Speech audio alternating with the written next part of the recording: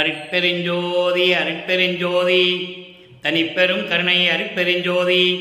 எல்லா உயிர்களும் இன்புற்று வாழ்க, வள்ளல் மலரடி வாழ்க வாழ்க, கொல்லா விரதம் குவளை எல்லாம் ஓங்குக, நல்லோர் நினைத்த நலம் பெறுக, நன்றி நினைத்தெல்லோரும் வாழ்க இசைந்து.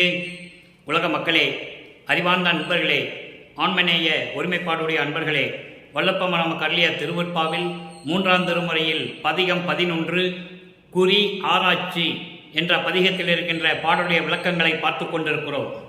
குறி ஆராய்ச்சி மொத்தம் 11 பாடல்களை கொண்டது. ஒவ்வொரு பாடலிலும் திருவொற்றியில் இருக்கின்ற இறைவன் தியாகராஜ பெருமான் எப்படிப்பட்டவர் என்பதையும், அந்த இறைவன் தன்னிடம் வருவாரா வரமாட்டாரா என்று சொல்லி மனதிலே ஒரு குழப்பம் ஏற்பட்டு குறி சொல்லுகின்ற ஒரு பெண்ணிடம் போய் குறி கேட்க செல்லுகிறார். அதன் மூலம் உலக மக்களுக்கு எப்படி தெரிவிக்கிறார் என்பதை ஒவ்வொரு பாடலின் மூலம் நாம் பார்த்து கொண்டிருக்கிறோம். அதற்கு முன்னால் இதுவரைக்கும் பார்த்த பாடல்களுடைய ஒரு சிறிய முன்னுரை.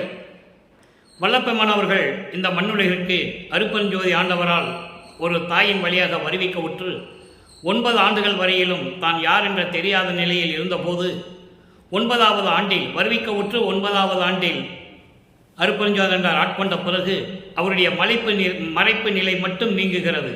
என்ன மறைப்பு நிலை என்றால், இறைவனால் வருவிக்க உற்றவன் என்ற நிலை மட்டும் அவருக்கு தெரிகிறது. அதன் பிறகு இறைவன் மறைந்து விடுகிறார். மகனுக்கு காட்சி கொடுத்து ஆட்கொண்டு, மகனே நீ வருவிக்க உற்றவன் என்ற நிலையை கூறிவிட்டு அவர் மறைந்து விடுகிறார். அதன் பிறகு இவர் மனம் ஒரு நிலையில் இல்லை. சமயங்களும் மதங்களும் மார்க்கங்களும் சூழ்ந்திருந்த காலகட்டங்களில் திருவொற்றியூருக்கு சென்று தியாகராஜ பெருமானை பார்க்க வேண்டும் என்பதற்காக அங்கே செல்லுகிறார். அங்கே பார்ப்பதற்காக சென்றும் எந்த பலனும் இல்லை.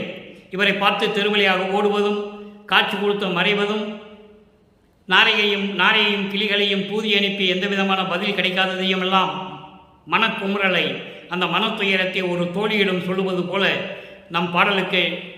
நமக்கு பாடலை அருளியிருக்கிறார்கள். அந்த விளக்கத்தை நாம் பார்த்தோம். என்னை வந்து பார்க்கவில்லையே, என்னோடு சந்தோஷமாக இருக்கவில்லையே என்ற நிலையெல்லாம் மாறி இப்போ இவருக்கு மனம் துயரப்படுகிறது. இறைவன் வருவாரா வரமாட்டாரா, எந்த நிலையும் அவருக்கு தெரியவில்லை. அதனால் குறி சொல்லுகின்ற ஒரு பெண்ணிடம், புறத்தி பெண்ணிடம் போய் குறி சொல்ல கேட்க செல்லுகிறார். நல்லா கவனிக்கணும். ஏன் அந்த நிலையில் இருக்கிறாருன்னு நீங்கள் புரிஞ்சுக்கணும். உலகியலில் குடும்பத்தில் ஏதாவது பிரச்சனை வந்தாலும் சரி, ஏதாவது கஷ்டம் வந்தாலும் உடனே போய் குறி கேட்பாங்க. அந்த நிலையை உலக மக்களுக்கு தெரியப்படுத்துகிறார். நானும் அந்த நிலையில் அப்போது இருந்தேன். ஏனென்றால் சமயங்கள், மதங்கள், மார்க்கங்களுடைய நெறிகளை பின்பற்றி கொண்டு இருந்தேன். அந்த நிலையில் இருக்கும்போது என் மனம் அலைபாய்ந்து கொண்டிருக்கிறது. அந்த நிலையில் இருக்கும்போது நான் குறி கேட்க சென்றேன். அந்த பெண்ணிடம் எப்படி குறி கேட்கிறார், அதை உலக மக்களுக்கு எப்படி தெரிவிக்கிறார் என்பதை பார்க்க போகிறோம். இந்த பாடலுடைய இன்று 3வது பாடலுடைய விளக்கத்தை பார்க்க போகிறோம். இதுவரை 2 பாடலுடைய விளக்கத்தை பார்த்திருக்கிறோம். இப்போ இந்த 3வது பாடலுடைய விளக்கத்தை பார்த்த பிறகு, சமரச சுத்த சன்மார்க்கத்தை பெற்ற பிறகு, சமயங்களும் மதங்களும் மார்க்கங்களும் நெறிகளை எல்லாம் விட்டுவிட்டு தன் தந்தை அருட்பெருஞ்சோதி ஆண்டவரிடம் சுத்த சன்மார்க்கத்தை பெற்ற பிறகு இறைவனுடைய நிலையையும், இறைவனிடம் எப்படியெல்லாம் அருளை பெற்றுக்கொண்டார் என்பதையும், உலக மக்களுக்கு எப்படி தெரிவிக்கிறார் என்பதையும் ஒவ்வொரு பாடல் மூலமாக நாம் பார்க்க போகிறோம். நன்றாக கவனிக்கணும். ஏன் 3ஆம் திருமுறை பாடலுக்கு 6ஆம் திருமுறையிலே விளக்கம் இருக்கிறது என்று சொன்னால், சுத்த சன்மார்க்கத்தை பெற்ற பிறகுதான் அவருக்கு எல்லா நிலைகளும் தெரிகிறது. அதனால்தான் அந்த பாடலுக்கு ஏற்றபடி 6ஆம் திருமுறையிலே விளக்கங்களை அருளியிருக்கிறார்கள். நம்மளையெல்லாம் படைத்து காத்து கொண்டிருக்கின்ற அருட்பெருஞ்சோதி ஆண்டவராகிய வல்லற்பெருமான் அவர்கள். நல்ல கவனிக்க. பாடல் 3வது பாடல் பதிகம் 11 குறி ஆராய்ச்சி. ஆழி விடையார் அருளுடையார், அளவு விட்டறியா அளவுடையார், ஊழி வரினும் அழியாத ஒற்றி தள்ளம்பால் உத்தமனார், ஊழி வரினும் அழியாத ஒற்றி தள்ளம்பால் உத்தமனார், வாழி என்பால் வருவாரோ அரியே, வருந்த வாராரோ,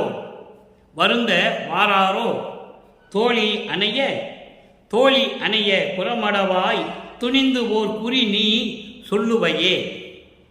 குறி சொல்லுவதற்காக போறார். குறி பார்க்கறதுக்காக போறாரு. குறைச்சி பண்ணிட்டு குறி கேட்க போறார். எப்படி?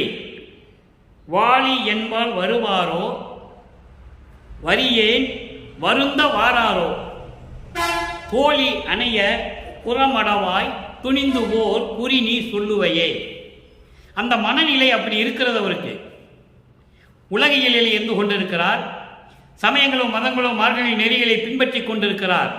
அப்போ அவருடைய மனநிலை துன்பப்படும் போது மன ஆறுதலுக்காக உலகிலே மக்கள் எப்படி குறி கேட்க செல்லுவார்களோ அதே போல இவரும் அந்த மனநிலையில் இருந்து கொண்டிருக்கிறார் என்பதை உலக மக்களுக்கு தெரிவிக்கிறார்.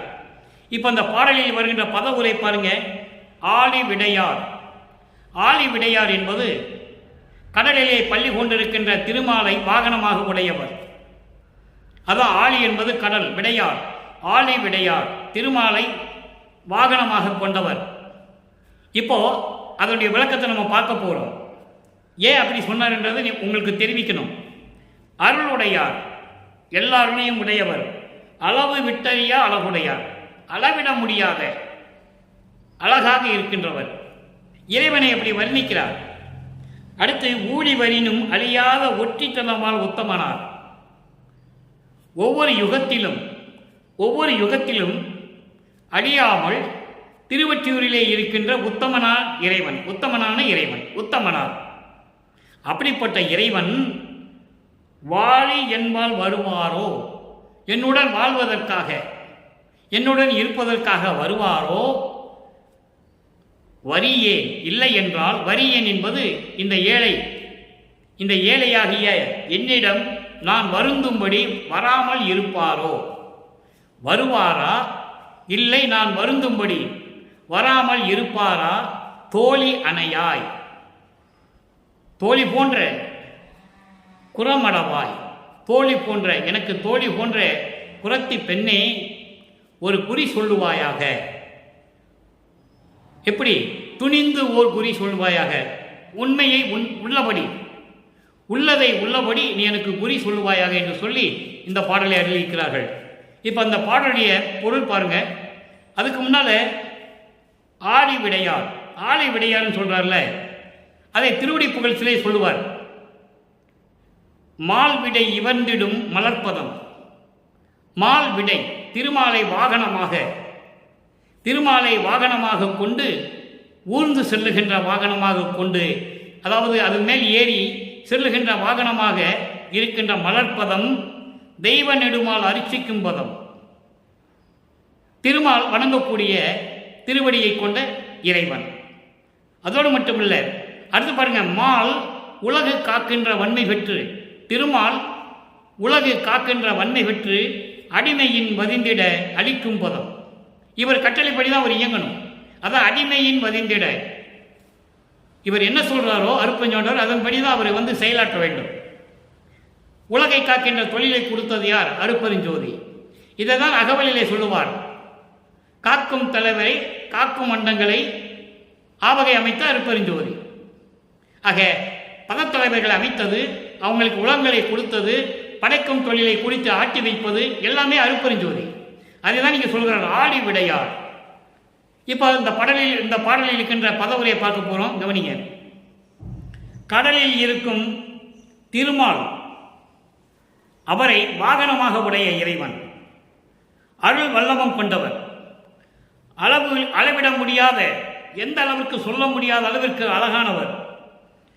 எத்தனை யுகங்கள் வந்தாலும் அழியாமல் திருவொற்றியூர் என்றும் இடத்தில் வாழ்கின்ற இறைவன் உத்தமனார். நான் வாழ்வதற்கு என்னிடம் வருவாரோ, நான் அவருடன் கூடி வாழ்வதற்கு என்னிடம் வருவாரோ. ஏன் அவளோடு கூடி வாழுகிறார் என்று வாழ வேண்டும் என்று சொல்கிறார் என்றால், தன்னை ஒரு தலைவியாக பெண்ணாக உருவகப்படுத்துகிறார். இறைவனை தலைவனாகவும் தன்னை தலைவியாகவும் உருவகப்படுத்தி உள்ளத்தை, அதாவது ஒரு குரத்தியிடம் போய் குறி கேட்பதாக வர்ணனை செய்கிறார். இது உலகியலில் நடக்கிறது. அப்போ அந்த உலகையில் இருக்கும்போது அவர் அந்த நிலையில் இருந்து கொண்டிருக்கிறார். அதை தான் இந்த பாடலை நமக்கு அருளி இருக்கிறார்கள். அப்போ இந்த நிலையில் சமயங்களும் மதங்களும் மார்க்கங்களும் சூழ்ந்திருந்த நிலையில் அவர் இறைவனிடம் எந்த விதமான அருளை பெறவில்லை என்பதை உறுதியாக நமக்கு அருளி இருக்கிறார்கள். அறிந்து கொள்ள முடியவில்லை, நான் வாழ்வதற்கு என்ன வருவாரோ என்னால் அறிந்து கொள்ள முடியவில்லை. இந்த ஏழை நான் வரிந்து கொண்டிருக்கிறேன், வருவாரா வரமாட்டாரா என்று எனக்கு தெரியவில்லை. என்னுடைய தோழியே, தோழி போன்ற எனது புரத்தி பெண்ணே, துணிந்து, அதாவது உள்ளதை உள்ளபடி எனக்கு ஒரு குறி சொல்லுவாயாக என்று சொல்லி இந்த பாடலை அருளியிருக்கிறார்கள். அப்போ அவருடைய மனநிலை எப்படி இருக்கிறது என்பதை நீங்கள் புரிந்து கொள்ள வேண்டும். இறைவனால் வருவிக்க உற்று சமயங்களையும் மதங்களையும் மார்க்கங்களையும் கொண்ட நெறிகளை கடைபிடிக்க வைத்து அதிலே இருக்க செய்து மகனுக்கு எந்த விதமான அருளை கொடுக்காமல் அருட்பெருஞ்சாண்டவர் திருவிளையாடல் செய்கிறார். அதை நீங்கள் புரிந்து கொள்ள வேண்டும். அப்போ அவரது நிலை எப்போதான் மாறும் என்றால் சமரச சுத்த சன்மார்க்கத்தை பெற்ற பிறகு.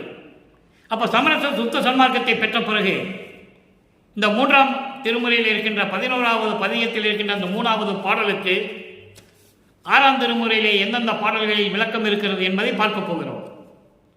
சமரச சுத்த சன்மார்க்கத்தை பெற்ற பிறகு இறைவனிடம் எப்படி வேண்டுகிறார், எப்படி அருளை கொடுக்க வேண்டும் என்று கேட்கிறார். 1ஆம் திருமுறையிலிருந்து 4ஆம் திருமுறை வரைக்கும் அது கிடையாது. இப்போ நம்ம பார்த்த 3ஆம் பதிகத்தில் இருக்கின்ற பாடல் பூரா அப்படிதான். இறைவன் என்னை பார்க்க வரவில்லை, என்னை தேடி வரவில்லை, இந்த நிலையில் தான் அவர் இருந்து கொண்டிருக்கிறார். இப்போ பாருங்க, 6ஆம் திருமுறையிலே 21வது பதிகம் சுத்த சன்மார்க்க வேண்டுகோள் 3வது பாடல். 3ஆம் திருமுறையில் இருக்கின்ற ஒரு நிலைக்கு இங்கே விளக்கம் இருக்கிறது. எப்படி என்றால், அருளுடையார் அளவிட்டறியா அழகுடையார், வருவாரா வரமாட்டாரா அவருக்கு தெரியல. இப்போ சமரச சுத்த சன்மார்க்கத்தை பெற்ற பிறகு கவனிங்க, அண்ணா நான் வேண்டுதல் கேட்டு அருள் புரிதல் வேண்டும். இங்கே அண்ணா என்பது அண்ணல் என்று பொருள். அண்ணலே என்றால் கடவுள் என்று பொருள். அதை நீங்களால் புரிஞ்சுக்கணும். அண்ணான்னு சொல்கிறாருன்னு நீங்கள் குழப்பம் வரக்கூடாது, உங்களுக்கு குழப்பமே வரக்கூடாது. அண்ணா என்பது அண்ணலே என்றால் கடவுளே, அருட்பெருஞ்சோதியே நான் வேண்டுதல் கேட்டு அருள் புரிதல் வேண்டும். இங்கே திருவற்றில் இருக்கின்ற இறைவன் உருவப்படுத்த மாட்டார். காலை மீது வருவார், பாம்பு கழுத்தில் சுற்றி கொள்வார், கங்கையை தலையில் சுமந்து இருப்பார், திரையை சடையில் சூடி இருப்பார், அதெல்லாம் வராது. அது சைவ சமய தலைவர்களுடைய பெயர்கள். அது சமயங்களையும் மதங்களையும் மார்க்கங்களையும் சார்ந்த சமய தலைவர்களுடைய பெயர்கள். பல பெயர்கள் உண்டு, ஒவ்வொரு பெயருக்கும் ஒரு கோயில் உண்டு, ஒவ்வொன்றுக்கும் தொடர்பு இருக்காது. நீங்கள் நல்லா பாருங்கள், சைவ சமயத்தை சேர்ந்த கோயில் எல்லா கோயிலும் பாருங்கள். உதாரணத்துக்கு மதுரையிலே இருக்கின்ற வழிபாட்டு முறைகள் திருவாரூரில் இருக்காது. திருவாரூரில் இருக்கிற வழிபாட்டு முறைகள் இங்கே சிதம்பரத்தில் இருக்காது. வழிமூட்ட முறைகள் வேறு, வழிபாடு முறைகள் வேறு, இறைவனுடைய பெயர்கள் வேறு, உருவங்கள் வேறு. ஆனால் அருட்பெருஞ்சோதி அப்படி அல்ல, ஒரே இறைவன் அருட்பெருஞ்சோதி, அவ்வளோதான். வழிபாடு ஒரே முறைதான். சத்தியஞான சபை இருந்தாலும் சரி, சித்தி வளாக இருந்தாலும் சரி, ஒரே தீப வழிபாடு, எந்த சங்கல்ப விகற்பங்கள் கிடையாது. அதே மாதிரி கௌபார சமயத்தை சேர்ந்த முருகனை எடுத்துக்கங்க. அப்போ கௌபார சமயத்தை சேர்ந்தவர், அவர் ஒவ்வொரு இடத்துக்கும் வேறு வேறு பேர் இருக்கும், வேறு வேறு கோயில் இருக்கும், வேறு வேறு வழிபாடு இருக்கும். காணாபத்தியத்தை சேர்ந்த விநாயகனை எடுத்துக்கங்க. அவர் இருக்கிற இடம் பூரா வேறு வேறு இடங்கள் இருப்பார், வேறு வேறு வழிபாடுகள் இருப்பார். அதே மாதிரி வைஷ்ணவ சமயத்தை சேர்ந்த திருமால் எடுத்துக்கங்க. திருச்சியில் ஒரு பேராக இருக்கும், திருப்பதியில் ஒரு பேராக இருக்கும், வழிபாடுகள் வேறாக இருக்கும். ஆனால் இந்த முரண்பாடுகள் இல்லாத ஒரே மார்க்கம் சமரச சுத்த சன்மார்க்கம். இப்போ பாருங்க, 6ஆம் திருமுறையிலே 21வது பாடல் சுத்த சன்மார்க்க வேண்டுகோள். அண்ணா நான் வேண்டுதல் கேட்டு அருள் புரிதல் வேண்டும், அழியாத தனி வடிவம் யான் அடைதல் வேண்டும். விண்ணப்ப வைக்கிற இறைவா, அண்ணலே நான் வேண்டுவதையெல்லாம் நீ கேட்டு அருள் புரிய வேண்டும். அழியாத தனி வடிவம் நான் அடைதல் வேண்டும். அழியாத தனி வடிவம், மரணமில்லா பெருவாழ்வு, கண்ணார நினை எங்கும் கண்டு வத்தல் வேண்டும். கண் குளிர இந்த பிரபஞ்சம் முழுவதும் நான் எங்கே இருந்தாலும் சரி உன்னை நான் பார்க்க வேண்டும். ஏன்னா இப்போ இந்த நிலையில் இருக்கும்போது அவர் எல்லா அருளையும் பெற்றுக்கொண்டார். ஏமசித்தியை பெற்றுக்கொண்டார், சாகா கல்வியை கற்றுக்கொண்டார், தத்துவங்களையும் அந்தங்களையும் கடந்து விட்டார். இனிமேல் கடவுள் நிலை அறிந்து அம்மையம்மாவன் ஒரு நிலை தான் பாக்கி. அருட்பெருஞ்சோதியை வாங்கணும், திருவருள் செங்கோச்சியை வாங்கணும், அந்த அரசாட்சியை வாங்கணும், அருள் அரசாட்சி திரு அருள் செங்கோலாட்சியை வாங்கணும். இந்த 2 நிலை தான் பாக்கி. அப்போ அந்த நிலையில் இப்போ கேட்குறார், மரணமில்லா பெருவாழ்வை யான் அடைதல் வேண்டும், கண்ணார நினை எங்கும் கண்டு உபத்தல் வேண்டும். நான் பிரபஞ்சத்து முழுவதும் எங்கே நான் நினைச்சாலும் சரி உன்னை பார்த்து கண் குளிர பார்த்து நான் மகிழ வேண்டும். காணாத காட்சியெல்லாம் கண்டு கொள்ளல் வேண்டும். யாரும் பார்க்க முடியாத காட்சியெல்லாம் நீ எனக்கு காட்ட வேண்டும், அதை பார்த்து நான் மகிழ வேண்டும். பன்னாரை நின்றனையை பாடியுறல் வேண்டும். பன்னாரை என்பது தேவகான இசையோடு அப்படியும் சொல்லலாம், மன நெகிழ்வோடு அதுவும் சொல்லலாம். மன நெகிழ்வோடு உன்னை பாடி நான் நிலை பெற வேண்டும். பரமானந்தம் பெரு கூத்து ஆடியிடல் வேண்டும். பேரின்பமாக நான் கூத்தாடியிடல் வேண்டும். கூத்து என்பது உலகத்தை இயக்க வேண்டும், உலகத்தை இயக்க வேண்டும். அதான் விளையாடுக என்று சொல்லுவார் அருட்பெருஞ்சோதி என்ற மகனை பார்த்து, மகனே நீ விளையாடுக, எல்லார்களையும் கொடுத்துட்டேன், நீ நினைத்தபடி நீ விளையாடுக, உன் எண்ணப்படி விளையாடுக என்றெல்லாம் சொல்லுவார். அடுத்து உள்நாடி உயிர்கள் வரும் துயர் தவிர்த்தல் வேண்டும். உள் நாடி என்பது உள்நாடி, உள் பிளஸ் நாடி. உள் நாடி என்பது உள்ளத்தில் மனப்பூர்வமாக உயிர்கள் உறும் துன்பத்தை துயர்களை நீ தீர்க்க வேண்டும். எப்படி சொல்ற பாருங்க, உள்நாடி, உள்ளனா உள்ளம், உள்ளத்திலே விரும்பி மனப்பூர்வமாக இந்த உலக உயிர்கள் எல்லாம் துயர் தவிர்த்தல் வேண்டும். உன்னை பிரியாது உருகின்ற உறவது வேண்டுவனே, உன்னை பிரியாது என்றென்றும் கலந்து கொள்ள நான் வேண்டுகிறேன். அதாவது உருகின்ற உறவது, உருகின்ற உறவது என்பது உன்னோடு ஒன்று கலந்து கொள்வது, சேர்ந்து கொள்வது, புணர்ந்து கொள்வது, எப்படி வேணா சொல்லலாம். உன்னை பிரியாது நான் கலந்து கொள்ள வேண்டும் என்று சொல்லுவார். இதைதான் அகவலிலே கூட சொல்லுவார். எம்மை என்னும் என்னை விட்டு இறையும் பிரியாது அம்மையும் அப்பனுமாம் அருட்பெருஞ்சோதி. அப்படின்னு என்ன அர்த்தம்னா, இரண்டு பேரும் ஒன்றோடு ஒன்று கலந்து கொண்டார்கள். அடுத்து இன்னொரு நிலைக்கு பதில் 37வது பதிகம் அருள் விளக்க மாலை 13வது பாடல். இறைவன் எப்படிப்பட்ட இறைவன்? அங்கே 3ஆம் திருமுறையிலே சொல்லும்போது இறைவனுடைய நிலைகள் எல்லாம் மாறும். ஒவ்வொரு பாடலுக்கும் மாறி மாறி சொல்லுவார். இங்கே ஒரே மாதிரி தான் சொல்லுவார். நல்லா பாருங்க. உண்ண உண்ண தெவிட்டாதே தித்தித்து என் உடம்போடு உயிர் உணர்வும் கலந்து கலந்து உள் அகத்தும் புறத்தும் தன்னிய வண்ணம் பரவ பொங்கி நிறைந்து ஆங்கே ததிம்பி என்றன்மயமெல்லாம் தன்மயமாக்கி, என்றன்மயமெல்லாம் தன்மயமாக்கி எண்ணிய என் எண்ணமெல்லாம் எய்த ஒளி வழங்கி இலங்குகின்ற பேரருளாம் அமுதத்து திரளே. இது ஒரே விளக்கம்தான். இத்தனை வரிகளுக்கும் விளக்கம் சொல்றேன், நல்லா கவனிங்க. உண்ண தெவிட்டாதே. இங்க உண்ண தெவிட்டாதே என்பது உள்ளத்தில் உன்னை நினைக்க நினைக்க தெவிட்டாமல் தித்தித்து இருக்கின்ற இறைவனை என் உடம்போடு உயிர் உணர்வு என்றால் உள்ளம், என் உடம்பு உயிர் உள்ளம் எல்லாம் கலந்து கலந்து உள்ளத்திலே அகத்தும் புறத்தும் உள்ளேயும் வெளியேயும் தன்னிய வண்ணம் பரவ. தன்னிய வண்ணம் என்பது மனம் முழுவதும் பரிபூரணமாக விளங்கி, மனம் முழுவதும் பரிபூரணமாக விளங்கி பொங்கி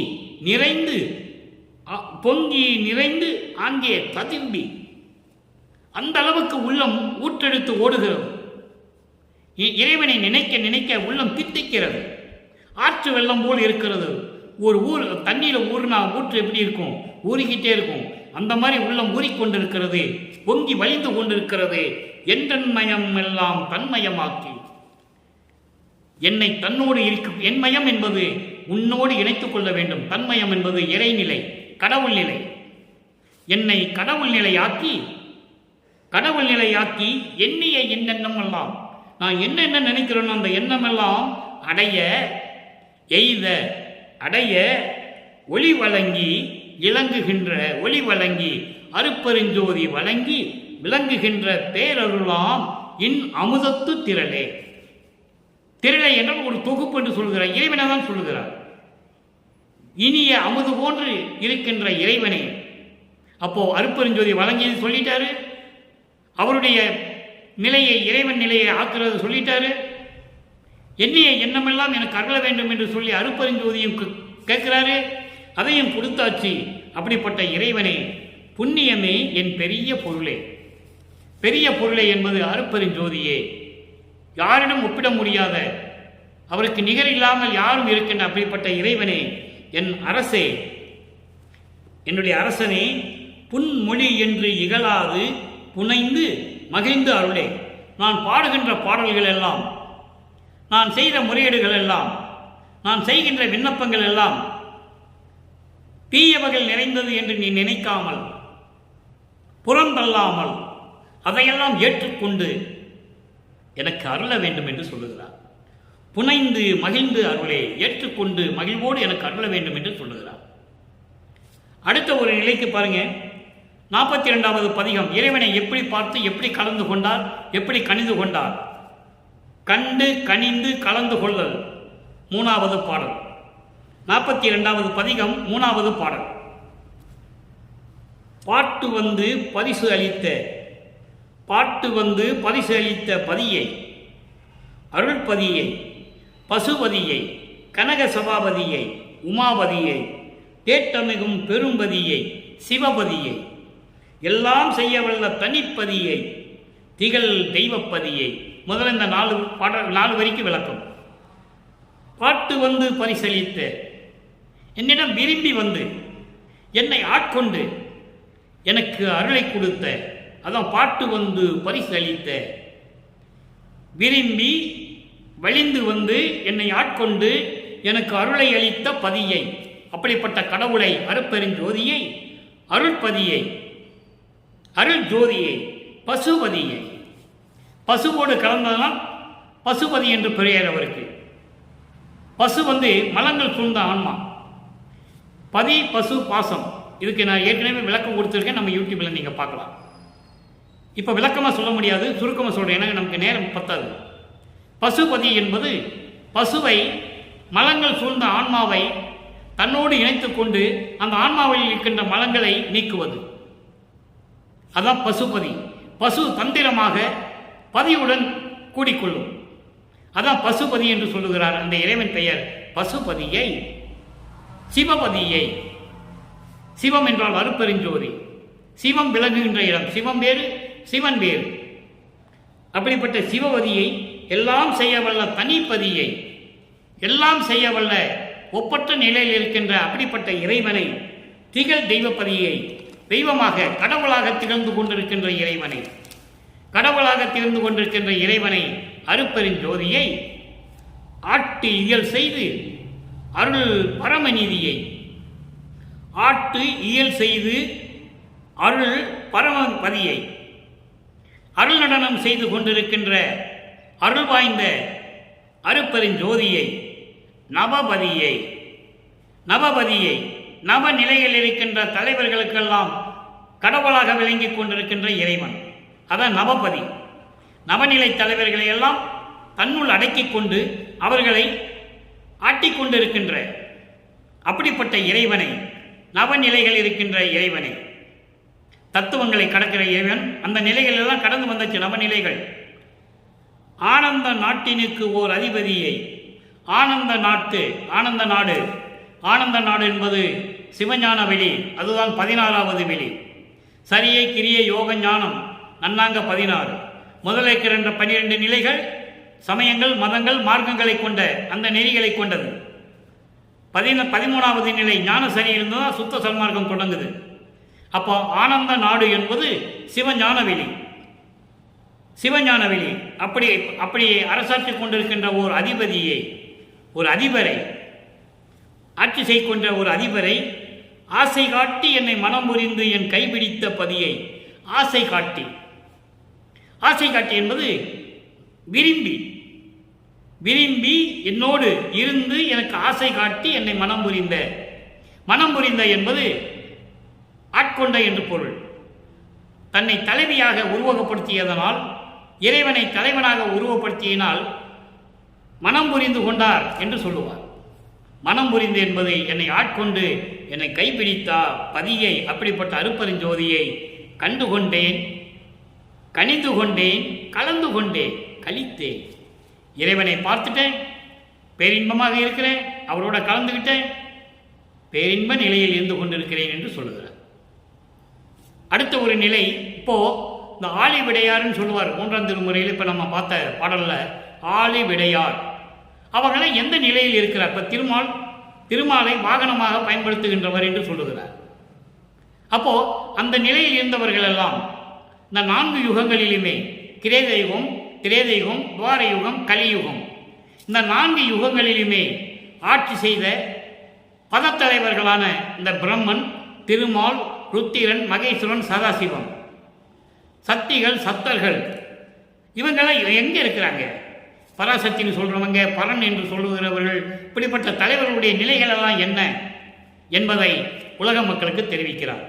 அப்போது சமயங்களும் மதங்களும் மாற்றம் சூழ்ந்த நிலையில் அவருக்கு தெரியாது. அதனால் அவர் சொல்ல முடியாது, சொல்லலை. சுத்த சன்மார்க்கத்தை பெற்ற பிறகு சொல்லுகிறார். பதிகம் 44 திருவடி நிலை, இறைவனுடைய திருவடி நிலை. இறைவனை பார்த்தாச்சு, கலந்து விட்டாச்சு. அப்போ இறைவனுடைய திருவடி நிலை என்ன? இதுக்கு முன்னால் பிரபஞ்சத்தை இயக்கிக் கொண்டிருந்த தலைவர்களின் நிலை என்ன? உலக மக்களுக்கு தெரிவிக்க வேண்டும்.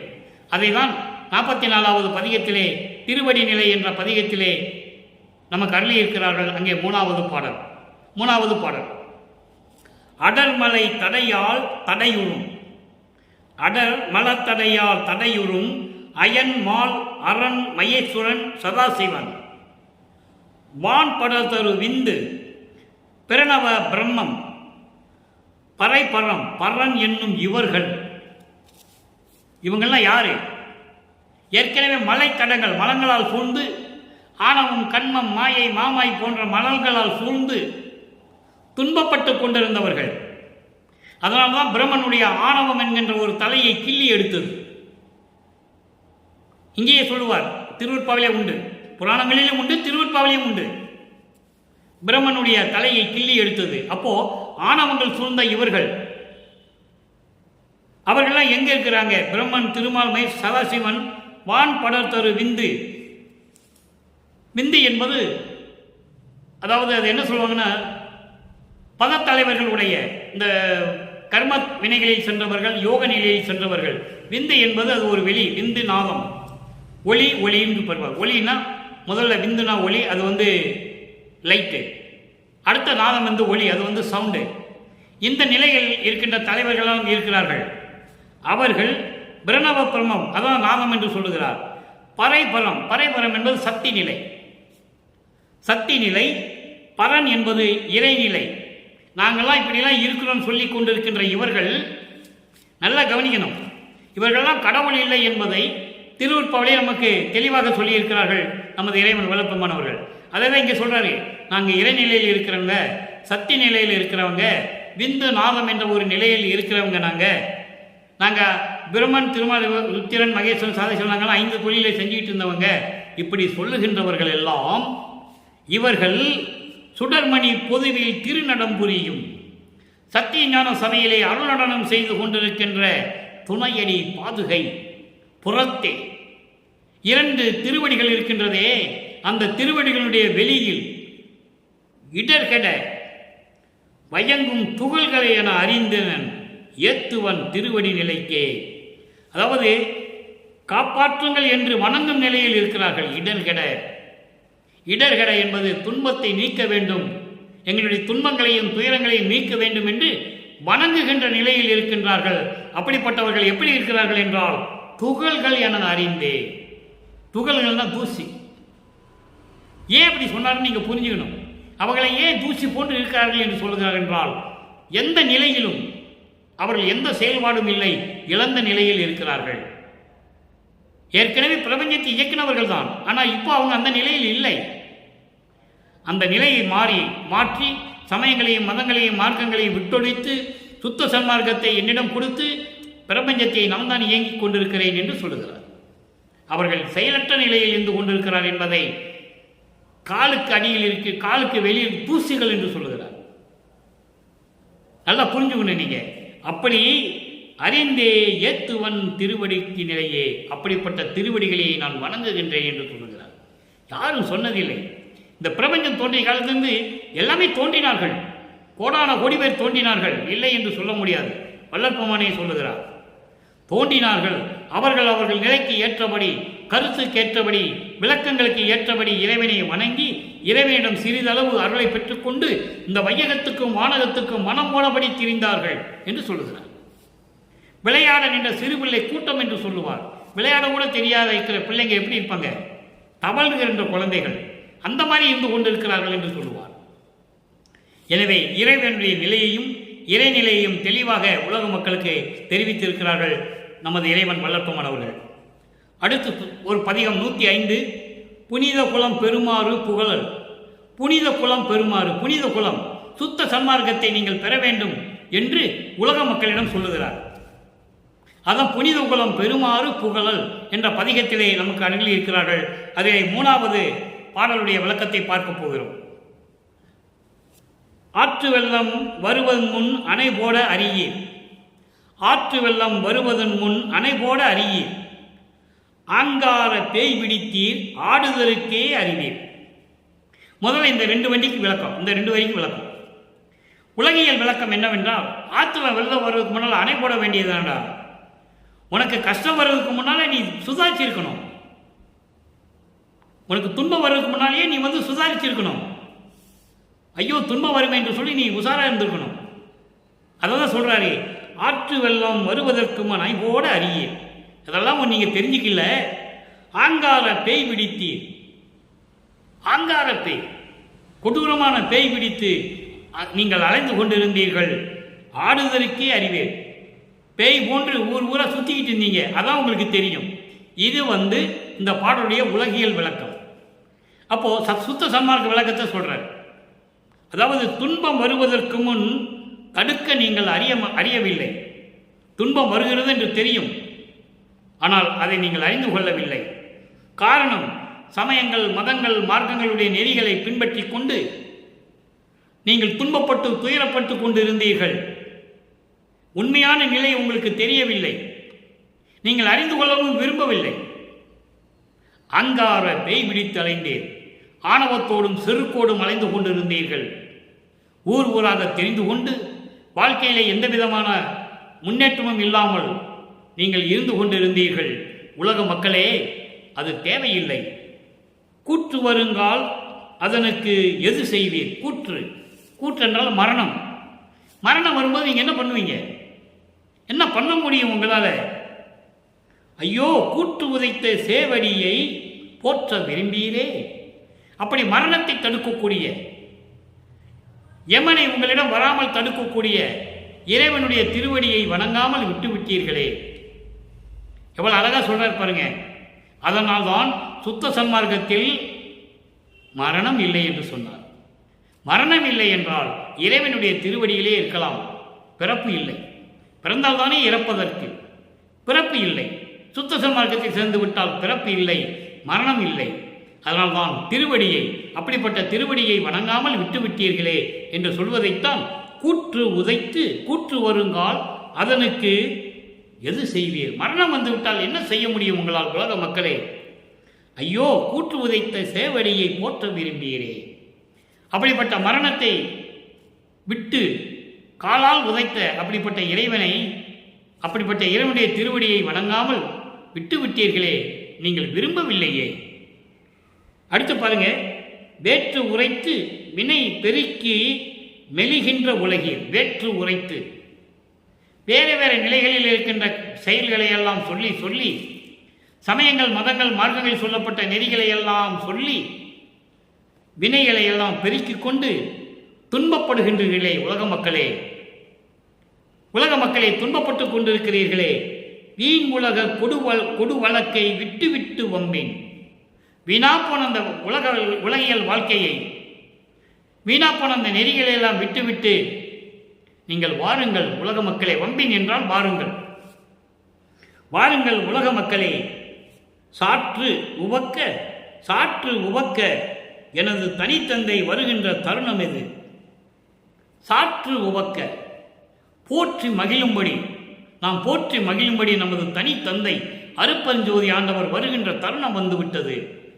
அதான் சொல்லுவார், திருவரையில் இருந்த ஜோதியை வெளியே எடுத்து வைத்து இதில் இறைவன் இருக்கின்றார் என்று நீங்கள் பாவித்து ஆராதனை செய்யுங்கள், வணங்கி கொண்டிருங்கள், காலத்தை வீணாக்காதீர்கள். அருப்பஞ்சோண்டவர் வருகிற தருணம் வந்துவிட்டது. நான் சிறிது காலம் இங்கே இருக்க மாட்டேன். நல்ல கவனிங்க. இருக்க மாட்டேன்னா இவங்க என்ன நினைச்சாங்கன்னா, எங்கே போயிடுவார் பொழுது அப்படின்னு. அவர் அங்கே இருப்பார், சிவஞான வெளியில் இருப்பார். அங்கே சில வேலைகள்லாம் மிச்சம் இருந்தது. பாக்கி இருந்தது.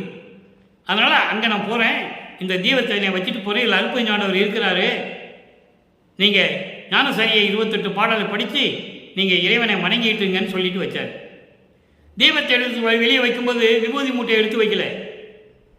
நல்லா கவனிக்கணும், நீங்கள் தீபத்தை மட்டும்தான் வெளியே எடுத்து வச்சார். இது இவங்களாம் உருவாக்கிக்கிட்டாங்க. ஊதுபத்தி கொளுத்துறது, கற்பூரம் கொளுத்துறது, பழங்கள் வைக்கிறது, இதெல்லாம் இவங்களாம் உருவாக்கிக்கிட்டாங்க. அதுக்கும் அருட்பெருஞ்ஞானவருக்கும் சுத்த சன்மார்க்கும் சம்பந்தமே இல்லை. காலகாலமாக செய்து கொண்டிருக்கிறார்கள், அப்படியே பழக்கி கொண்டிருக்கிறாங்க. சுத்த சன்மார்க்கத்துக்கு அது தேவையில்லை. அப்போது சாற்று உவக்க எனது தனித்தந்தை வருகின்ற தருணம் இது சத்தியம். சத்தியம் பண்ணுகிறார். சிற்சக்தியை சார்வதற்கே அறிவாற்றலையும் அருளையும் அடைவதற்கு பெறுவதற்கு சமரச சுத்த சன்மார்க்கத்திற்கு வாருங்கள் உலக மக்களை என்று சொல்லி உலக மக்களை அழைக்கிறார்.